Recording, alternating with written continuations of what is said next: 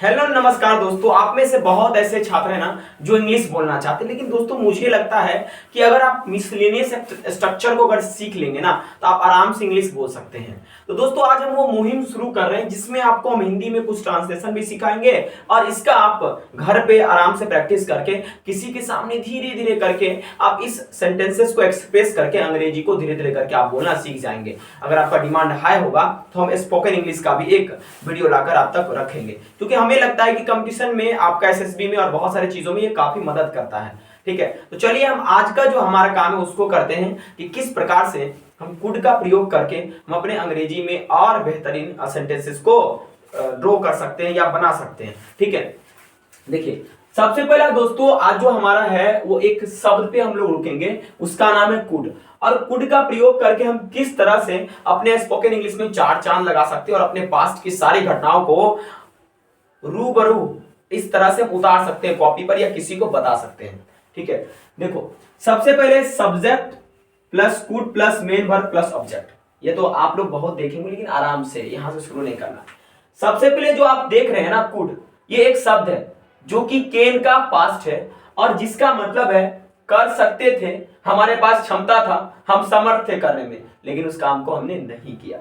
तो हम कुड का इस्तेमाल दोस्तों वहां करेंगे जहां पर हमारे पास योग्यता था, क्षमता था, करने में हम समर्थ थे, लेकिन उस काम को नहीं किए। कुछ कारणवश रहा होगा, वो कारण तो मुझे भी नहीं पता, बहुत रीजन होता है किसी काम को नहीं करने का। ये दोस्तों कुड जो होता है केन का पास्ट होता है। जैसे केन में किसी काम को कर सकते हैं हम, यानी हमारा वहां कैपेसिटी, एबिलिटी, ओके, और पावर नजर आता है, क्षमता, योग्यता और हमारी शक्ति नजर आता है। लेकिन दोस्तों कुड में वही सारे चीज हम पास्ट में डिस्कस करते हैं। हाँ मेरे पास क्षमता था, हम इस बोल सकते थे, हाँ मेरे पास क्षमता था, हम एग्जाम निकाल सकते थे, लेकिन नहीं निकाल पाए। ठीक है, तो चलिए सीखते हैं इसको। ठीक है दोस्तों, इसको ट्रांसलेट करते वक्त में या किसी के सामने बोलते वक्त में अगर हम बोलते हैं तो हम एक सब्जेक्ट लेते हैं, उसमें एक वर्ब लेते हैं और ऑब्जेक्ट लेते हैं, तब जाकर एक सही सेंटेंस बनता है या हम लोग बनाते हैं। ठीक है, तो चलिए दोस्तों सबसे पहले हम कुड का इस्तेमाल करना सीखते हैं। देखिए इसका सबसे पहले आप स्ट्रक्चर समझिए। इसको जब इस्तेमाल करेंगे सब्जेक्ट क्या होगा, सब्जेक्ट के तुरंत बाद कुड को लगाएंगे, उसके बाद मेन वर्ब का, इसके बाद पहला रूप लेंगे और प्लस ऑब्जेक्ट लेंगे। चलिए इस चीज को हम एक ट्रांसलेशन की मदद से समझते हैं ताकि हम लोगों को और बेहतरीन से समझ में आ सके। ठीक है, वह तुम्हें बदनाम कर सकती थी। सबसे पहले इस सेंटेंस को पढ़िए। इसका मतलब ये हुआ कि भाई तुम बदनामी से बच गए, वो तुमको बदनाम नहीं करे, तुम बाल बाल बच गए। ठीक है, तो सबसे पहले यहां पर कर सकती थी, तो कुड का मतलब हुआ सकती थी या करने में समर्थ हम लोग कह सकते हैं, या सकते थे लिख लीजिए सीधे पर्सन के लिए। ठीक है, या उस काम को करने में हम समर्थ थे, ओके, लेकिन नहीं कर किए। चलिए अब देखिए, वह तुम्हें बदनाम कर सकती थी, तो सबसे पहले यहां लड़की है, लड़की के लिए हम सी लेते हैं, तो यहां पर सी एक नंबर में ट्रांसलेट हो गया। सकती थी का इंग्लिश माने पास्ट एबिलिटी को दिखा रहा है, इसके लिए किसके इस्तेमाल करते हैं, कुड का। ठीक है, सी कुड। और दोस्तों 3 नंबर में आता है मेन वर्ब, और बदनाम का इंग्लिश क्या होता है, डिफेम। सी कुड डिफेम, आप वर्ड भी लिखते जाइएगा, आपके काम में आएंगे। सी कुड डिफेम, और तुम्हें 4 नंबर पे कर देंगे तो हो जाएगा सी कुड डिफेम यू, वह तुम्हें बदनाम कर सकती थी। अगला है दोस्तों, हम लोग गाड़ी खरीद सकते थे। तो सबसे पहले यहां पर भी दोस्तों हम लोगों के अंदर समझिए, हम लोग गाड़ी खरीदने में समर्थ थे, हमारा औकात था कि हम गाड़ी खरीद सकते थे। अगर किसी के सामने में एक्सप्रेस कर रहे हैं पास्ट चीजों के बारे में, यार तुम तो कार खरीद लिए, हम खरीद सकते थे, लेकिन मेरे घर में यह प्रॉब्लम हो गया इसलिए हम नहीं खरीद पाए। यहां पर दोस्तों सकते थे का इंग्लिश फिर क्या होगा, कुड। तो हम लोग का इंग्लिश क्या होगा, वी। और दोस्तों सकते थे का इंग्लिश क्या होगा, कुड। क्या होगा दोस्तों, कुड। और उसके बाद दोस्तों अब यहां पर देखिए खरीदना का क्या होता है, 1 नंबर में ये ट्रांसलेट किए, 2 नंबर में ये, 3 नंबर में खरीदना का इंग्लिश क्या होता है, बाय। ठीक है, और दोस्तों गाड़ी, गाड़ी के लिए डायरेक्ट आप कार नहीं लिख सकते, वी कुड बाय कार लिखेंगे गलत हो जाएगा। ये इंडेफिनिट आर्टिकल का रूल है, इसमें आपको ए लगाना पड़ेगा, इसके लेक्चर मैंने बताया है आपको। ठीक है, तो we could buy a car, हम लोग गाड़ी खरीद सकते थे। जल्दी जल्दी बताओ, हम मोबाइल खरीद सकते थे, ओके, हम उसे पीट सकते थे। ट्रांसलेशन बताओ आप कमेंट बॉक्स में। ठीक है, मैं रोगी को बचा नहीं सका, मैं रोगी को बचा नहीं सका। यहां पर भी दोस्तों क्या हुआ, अर्थ निकला, मैं रोगी को बचाने में असमर्थ था। तो कैसे बनाएंगे, तो फिर से सब्जेक्ट को ट्रांसलेट कीजिए आई, और 2 नंबर में इसे।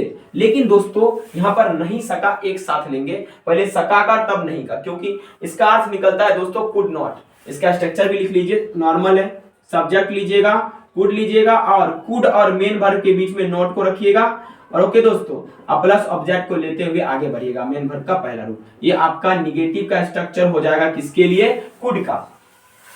मैं रोगी को नहीं बचा सका, तो मैं पहले देखिए सकना का इंग्लिश क्या होगा, आई कुड, कुड होगा सकना का इंग्लिश, ओके। और उसके बाद नहीं का इंग्लिश नॉट, और उसके बाद बचाना का इंग्लिश क्या होता है, सेव, ओके। और उसके बाद किसको, रोगी, तो रोगी यहाँ कोई एक होगा, कोई डिफिनिट रोगी के बारे में बात किया जा रहा है, इसलिए डिफिनिट आर्टिकल द लगाते हुए लिख देंगे the patient. I could not save the patient, ठीक है। अच्छा, मैं रोए बिना नहीं रह सका, शायद ये गलत लिखा गया, मैं रोए बिना नहीं रह सका, ठीक है दोस्तों। तो ध्यान रखिएगा, इसको भी बनाते वक्त में एक मिनट दोस्तों कैमरा थोड़ा चेक कर लेते हैं। मैं रोए बिना नहीं रह सका, ठीक है। तो देखिए सबसे पहले मैं का इंग्लिश क्या होगा, आई, ठीक है। और उसके बाद सकना का इंग्लिश क्या होगा, कुड, ठीक है, क्योंकि सका का यहाँ है तो इसलिए पास्ट में आई कुड नॉट, ओके। और उसके बाद दोस्तों क्या हो जाएगा, रोए बिना नहीं रह सका, ठीक है। तो यहाँ पर एक वर्ड लगा लीजिएगा, हेल्प, ठीक है। यहाँ पर हेल्प आपके जो है इस सेंस को कंप्लीट करने आ रहा है, इस चीज के करे बिना नहीं रह सका, ठीक है। I could not help weeping, ये डेफिनेटली आप बहुत जगह पर इसका इस्तेमाल करते हैं, ठीक है। तो I could not help weeping, ये आपका यहाँ पर ट्रांसलेशन हो गया, ठीक है। आप इस तरह से कुड का इस्तेमाल करके डेली लाइफ में बहुत सारे सेंटेंसेस को बोलकर खुद को कॉन्फिडेंट में, खुद का कॉन्फिडेंस भी बढ़ा सकते हैं, अपने आप में कॉन्फिडेंस ला भी सकते हैं, ठीक है। दोनों बात एक ही है, ओके। अच्छा, इस दोनों का आप ट्रांसलेशन करके बताइए तो, ठीक है। चलिए, अब इसका दूसरा अर्थ निकलता है नहीं सका, नहीं सका, नहीं कर पाया, अब करने में असमर्थ था, ठीक है, ओके। इसमें एक चीज देखिए, ये सब वही मीनिंग लेता है, लेकिन ये सब निगेटिव का स्ट्रक्चर है, किसका, इसका, ठीक है। देखिए हम लोग मैच नहीं जीत सके, एक ही बात है। अगर हम यूं बोले हम लोग मैच जीतने में असमर्थ थे, दोनों एक ही बात है, ठीक है। तो इसको बनाते वक्त में एक और तरीका है कि हम वाज वेयर को लेकर बनाएं। पहले हम कुड से समझ लेते हैं। जैसे हम लोग मैच नहीं जीत सके, तो हम लोग का इंग्लिश भी, और उसके बाद कुड लगेगा सके का इंग्लिश, और जितना नॉट यहाँ लगा दीजिए, ठीक है, नॉट, उसके बाद क्या, विन द मैच, ठीक है, we could not win the match. लेकिन दोस्तों इसको हम एक और तरीका से बना सकते हैं। वो तरीका क्या है कि सब्जेक्ट में दोस्तों क्या लेकर, वाज वेयर लेकर, और उसके बाद दोस्तों सब्जेक्ट के साथ वाज या वेयर लेकर प्लस, देखिए अगर कोई चीज को करने में असमर्थ हम लोग रहते हैं तो उसमें अनेबल लगा देते हैं, नहीं तो नॉट एबल लगा देते हैं, ठीक है, नॉट एबल टू। यहाँ पर हम लोग अनेबल लगाएंगे और इस तरह से आगे जो भी रिक्वायरमेंट होगा टू लेकर हम इस तरह से आगे बढ़ेंगे। इस स्ट्रक्चर को बाकी फिल आप खुद कीजिएगा, हम बना रहे हैं, ठीक है, उसको देखकर। जैसे दहेज देने में वो असमर्थ था, तो सबसे पहले वह का इंग्लिश करेंगे तो ही, और उसके बाद असमर्थ का क्या होता है, वाज नॉट एबल टू, ठीक है, तो he was not able to, okay. और देना का इंग्लिश क्या होता है दोस्तों, गिव। पे मत लगाइएगा, यहाँ पर डॉरी पे नहीं किया जाता, किसी को दिया जाता है, ठीक है। He was not able to give क्या दोस्तों, डॉरी, ओके। यहाँ पर द डॉरी नहीं लगाइएगा क्योंकि यहाँ पर डॉरी का सेंस अनकाउंटेबल बन जाता है, ठीक है, okay. He was unable to give dowry.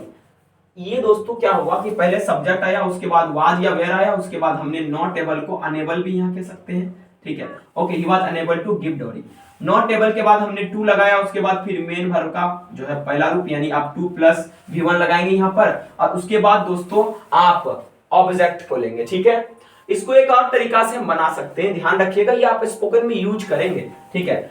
जैसे मैं अगर बोलूं दहेज देने में असमर्थ था, तो he could not give dowry, ठीक है, मतलब वह दहेज नहीं दे सका, ठीक है, ओके, या वह समर्थ नहीं था दहेज देने में, ठीक है, ओके। देखिए प्रैक्टिस फॉर स्पोकन इंग्लिश हम यहाँ देख लेते हैं किस तरह से जो हम सीखे हमारा काम आ सकता है। जैसे मैं उसे प्रेरित नहीं कर सका, या मैं उसे प्रेरित करने में असमर्थ था। जैसे मैंने आपको बोला मैं उसे प्रेरित नहीं कर सका, तो मैं का इंग्लिश क्या होगा, आई। और कर सका, इसमें एक सेंस आता है क्या, पास्ट एबिलिटी का, माने हमारे अंदर में कैपेबिलिटीज था लेकिन कोई कारण बस हम प्रेरित नहीं कर सके, उसका एटीट्यूड या कोई और कारण, ठीक है।